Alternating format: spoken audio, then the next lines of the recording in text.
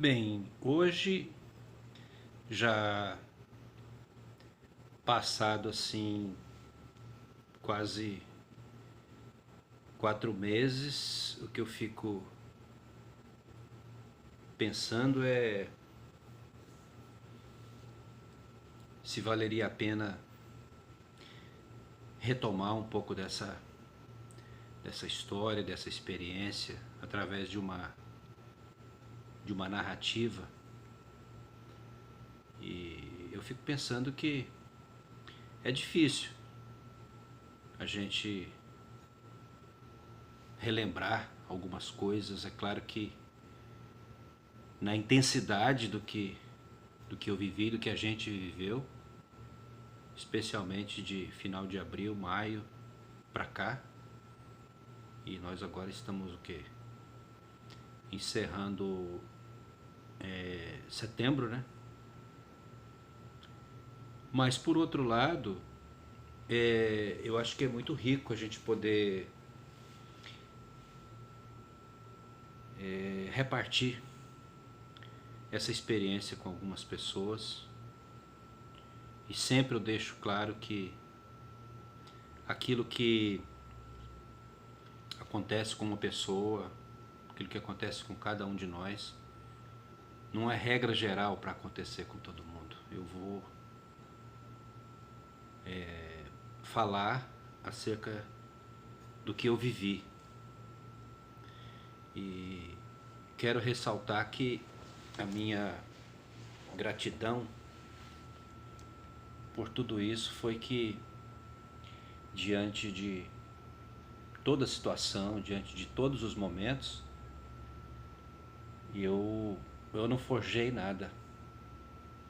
Eu acho que eu vivi a minha pessoalidade de uma forma tão intensa, autêntica. Eu não recorri a nenhum artifício, vamos dizer assim, alguma coisa fútil. Não criei fantasias, não desenvolvi nenhum tipo de vitimidade. E eu acho que isso foi bem próprio do momento da minha vida. Já agora com 56 anos de idade, eu acredito que eu resgatei quase que na sua totalidade a minha, a minha subjetividade. Então eu pude ser eu mesmo no momento em que eu compartilhava com amigos, no momento que eu escrevia, no momento que eu me debatia procurando uma resposta debaixo de uma aflição tão grande. E a gente acaba muitas vezes se tornando filósofos. A gente passeia pela psicologia, a gente passeia pela filosofia, a gente passeia pela busca de significado em tudo isso. Mas o bom de tudo é que eu fui eu mesmo, não precisei vestir nenhuma indumentária religiosa, não precisei forjar nada, simplesmente fui eu mesmo, na minha fraqueza, na minha debilidade, na minha falta de resposta. E eu acho que isso foi uma riqueza, uma riqueza muito grande para mim. Mas a história, ela começa basicamente no final de abril e ela vai se intensificando no mês de maio, agora de 2019, quando a Carla trouxe uma infecção no dedo médio da mão direita. E a gente, por medo de procurar algum centro de saúde para poder tratar essa bactéria, que ela tentou tratamento no Brasil, e a gente achando que isso poderia ser muito caro, ela resolveu ir tratando disso aqui, mas cada vez foi piorando mais. E isso de 2014 até agora, 2019. Mas a gente não sabe exatamente quando essa bactéria ela entrou num processo de sepsia, de infecção generalizada. Mas isso foi lento e a partir do mês de março, abril, ela começou a perder peso. A princípio eu achei que ela tivesse realmente fazendo um regime. Às vezes eu até discutia com ela e dizendo que ela estava comendo muito mal e que poderia ter uma anorexia. E ela então resolveu se calar e não, não dava resposta e começou há mais de ano desenvolver os curativos na mão, dentro do closet. Nunca gostava que eu olhasse, quando eu perguntava ela desconversava. Mas quando entrou nesse processo de infecção generalizada, ela então começou a ter alguns sintomas como vômito e diarreia, e dentro de um processo assim de 15 dias ela perdeu muito peso e de uma hora para outra a gente foi olhar, ela estava com quase 40 quilos. Mais uma semana, 39, 38 e chegou a 37 quilos e um estado deplorável. Até aqui não teve jeito, um dia ela estava muito mal, nós resolvemos procurar um hospital e ali chegando ela estava completamente debilitada, já com aquele aspecto de morte mesmo, a pele toda roxa e 37 quilos, muito magra. E foi para a emergência, e ali na emergência ela foi imediatamente internada, onde passou aproximadamente 2 meses fazendo toda sorte de exame. Nesse período de hospital, no terceiro dia ou segundo dia, eu não me lembro bem, ela já medicada resolveu ir ao banheiro e caiu. E caiu de costas. Eu estava no quarto dando uma cochilada porque eu estava muito cansado com essa correria toda com ela. E quando eu ouvi o barulho, olhei na cama, ela não estava. E fui pro chão, eu olhei pro chão, ela estava sem respirar e eu pedi socorro e a equipe toda do hospital veio. Mas isso gerou um hematoma enorme aqui na parte acima da nuca, na cabeça. E foi feito ali tomografia, uma série de coisas. E enfim a gente entrou num processo de notícias ruins, né? Bem parecida com a experiência de Jó.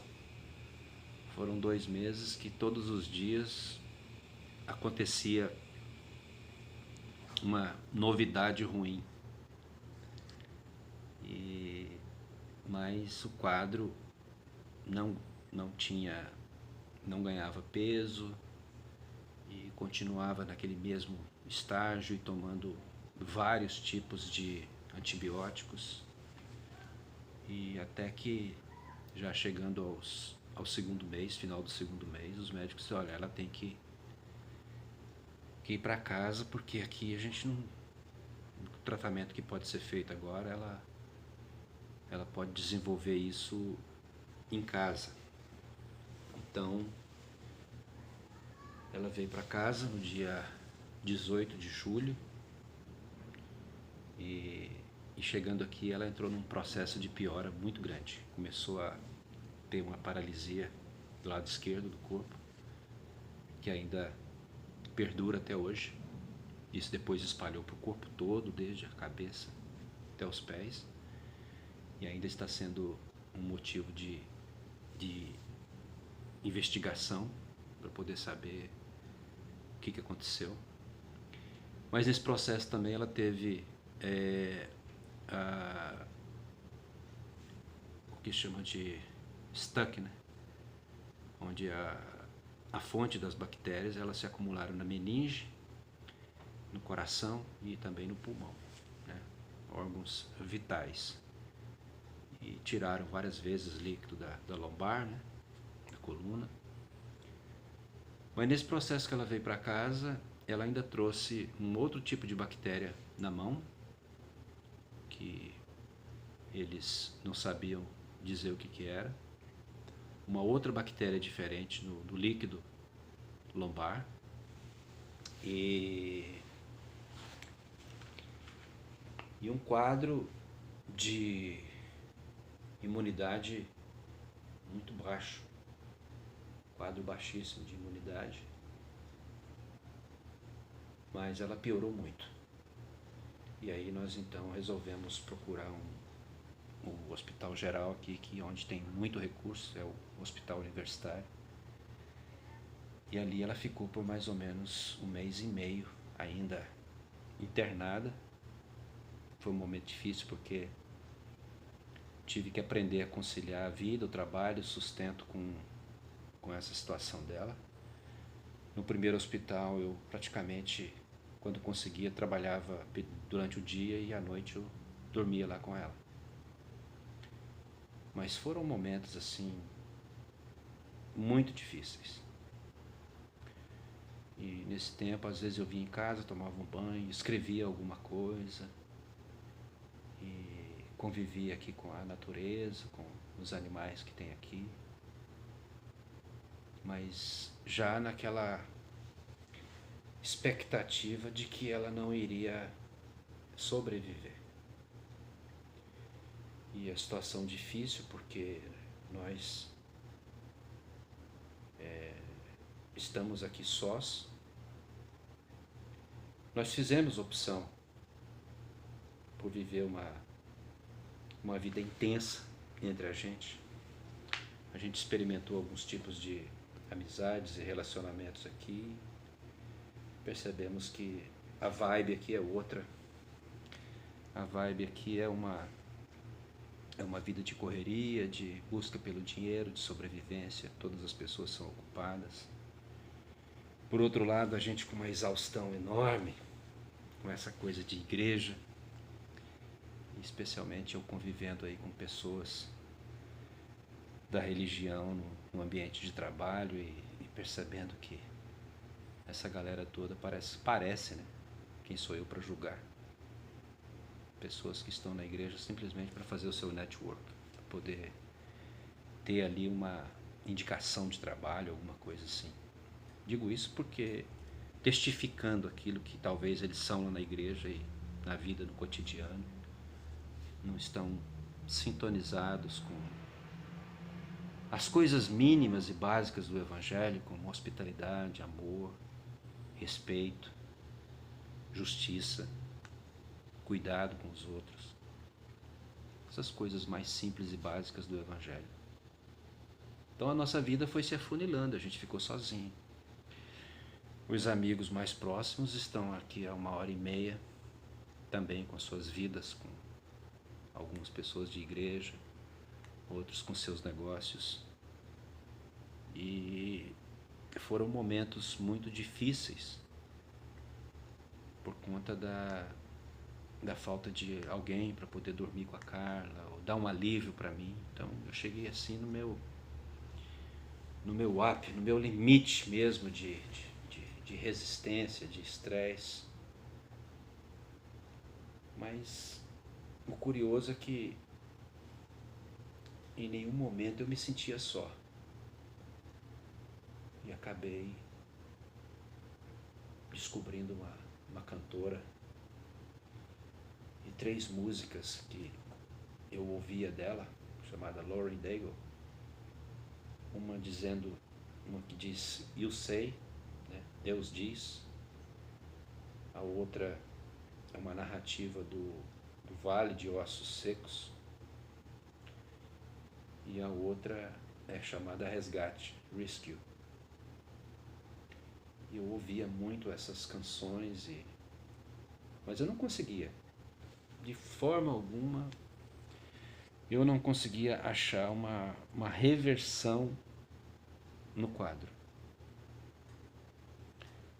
Mas mesmo à distância, eu creio que eu senti uma retaguarda muito forte, inexplicável, muito poderosa de algumas pessoas que eu tive o privilégio de conhecer.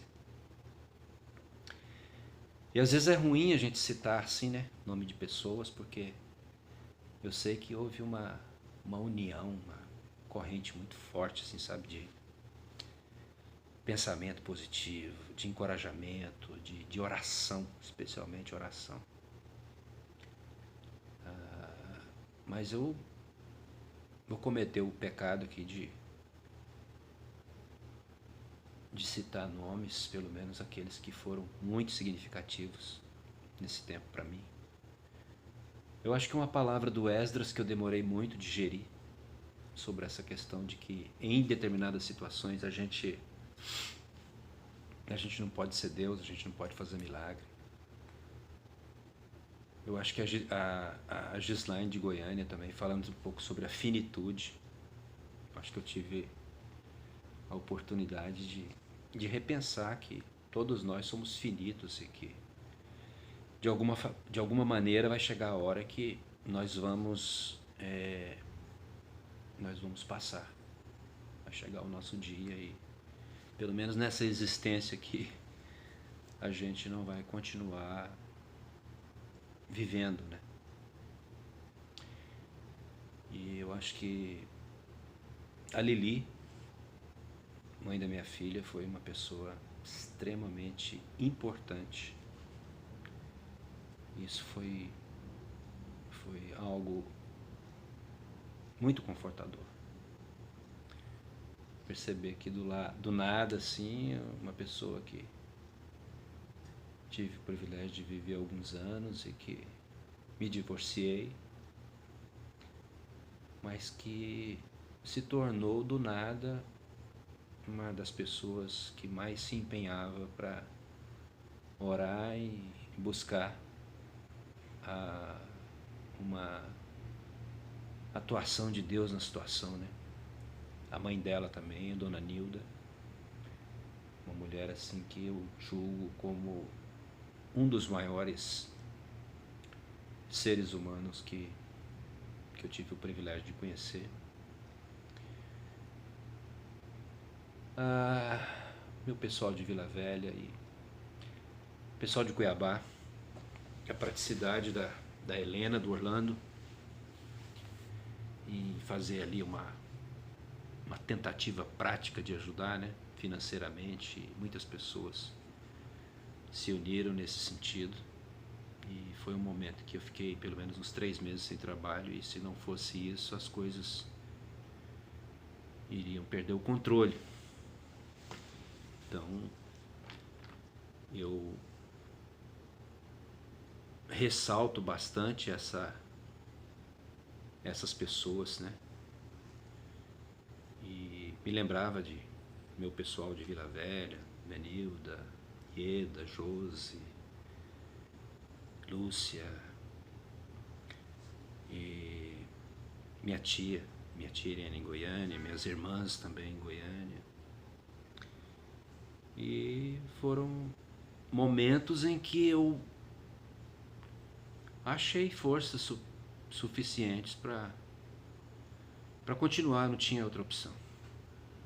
Voltar não tinha como, desistir também não tem como. Então você tem que sobreviver esse período de deserto, você tem que sobreviver a toda essa realidade. E é curioso como o mundo conspira mesmo a favor da vida, a favor da gente, mas que também não deixa de aparecer aí os amigos de Jó.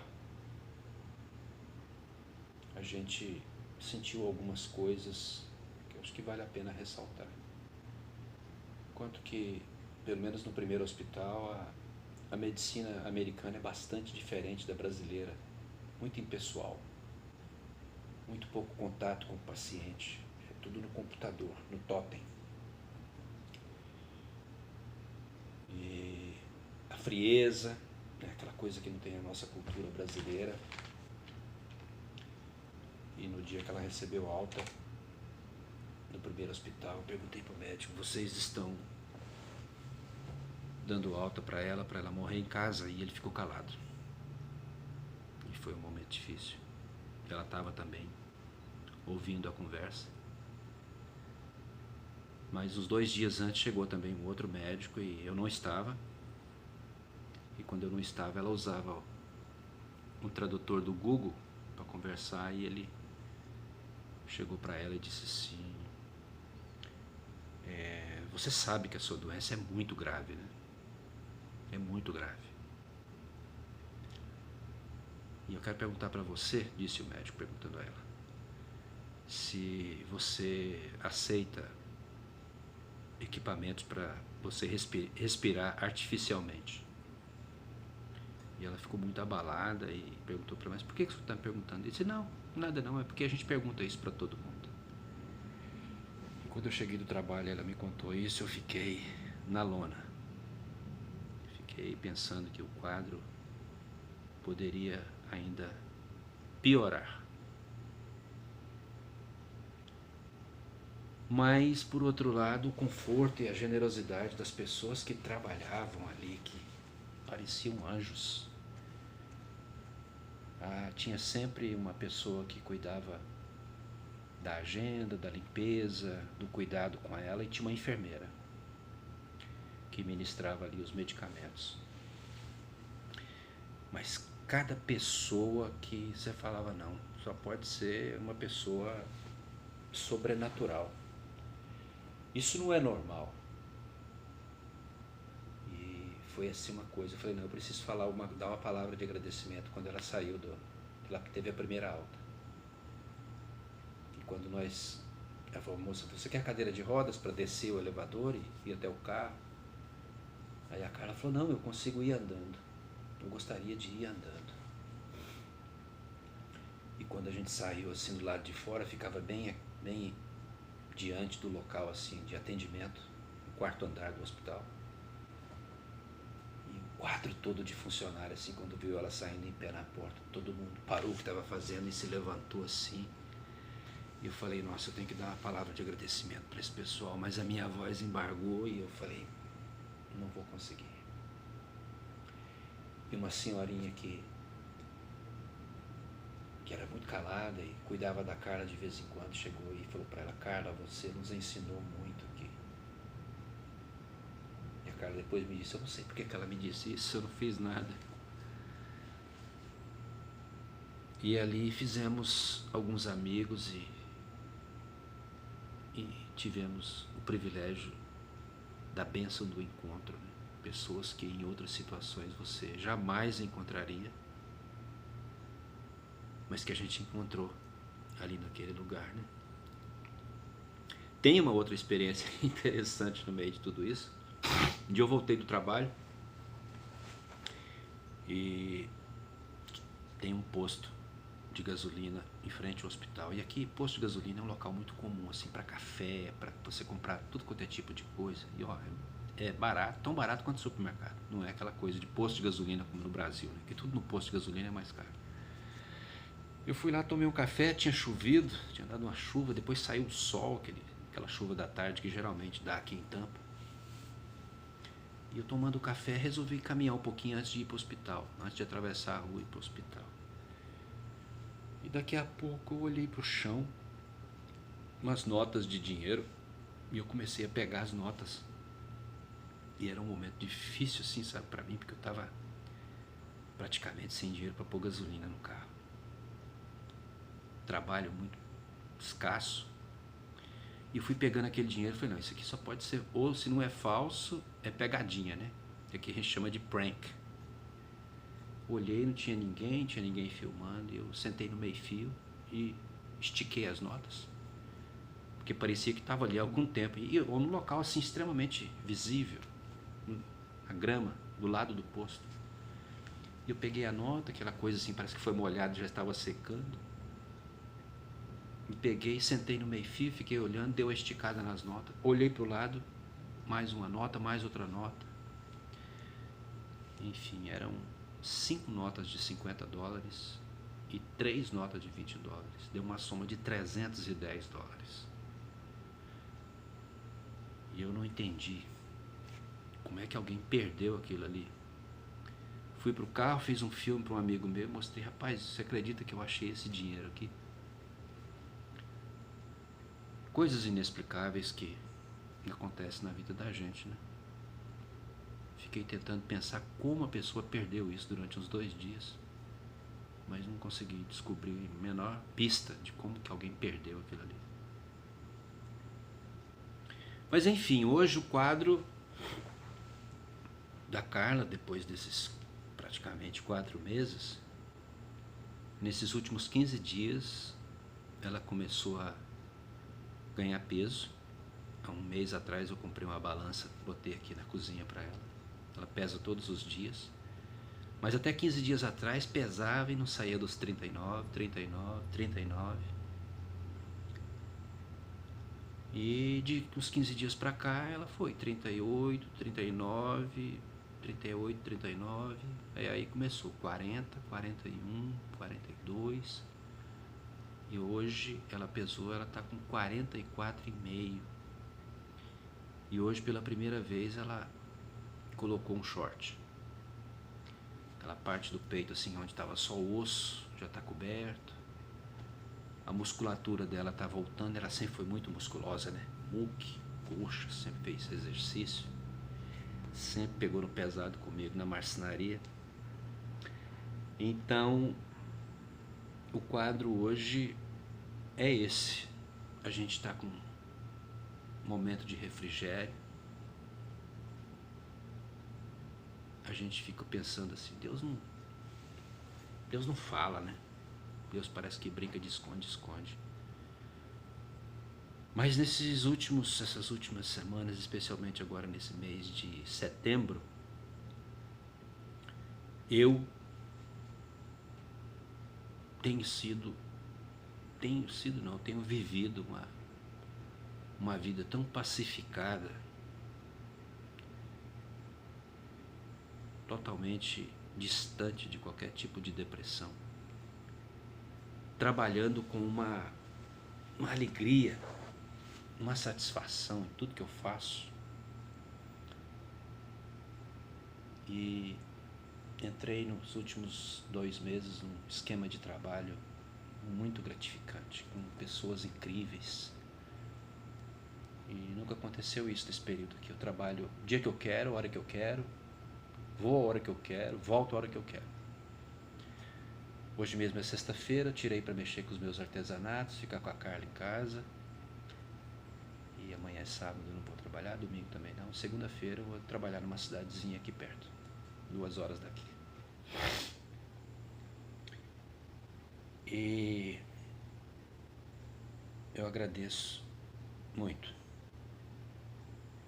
alguns amigos como Davi Paz, um colega de seminário que depois de 33 anos, 32 anos, ele me descobriu aqui por causa dessa coisa da Carla. E eu acho que desde que terminou o seminário ele veio para a região de Miami, onde mora com a família até hoje. E foi uma pessoa extremamente dedicada em saber o que estava acontecendo.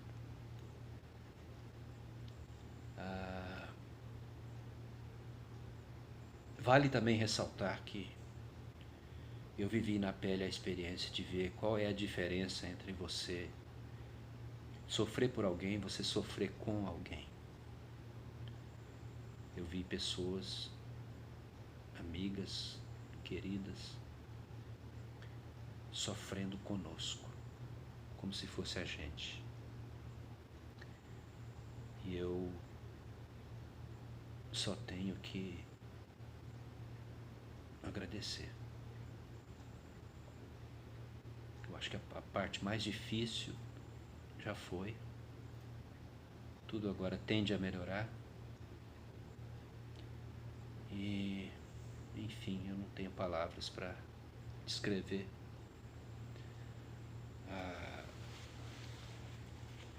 a alegria, a paz que a gente está vivendo hoje, diante dessa estabilidade, diante dessa sinalização de que as coisas vão melhorar muito nos próximos dias. A gente vai investigar essa questão da paralisia do corpo da Carla. Eu acredito que logo ela vai voltar ao trabalho. E vida vai continuar. Eu quero deixar minha palavra de agradecimento a você. Eu não citei o nome, mas você sabe o quanto você foi importante nesse processo, o quanto que as pessoas sumidas apareceram. Mazin, Mazão, Jadson, Mércia, Gilmar, Wesley, Ana Cláudia, todas essas, Walter Moura, Nélio, pessoas que estiveram marcando a sua presença na nossa vida. Que Deus nos dê força para que a gente continue a luta nessa existência, nessa vida, e que a cada dia a gente encontre sentido e significado para todas as coisas. Um beijo para você. Que Deus te abençoe ricamente.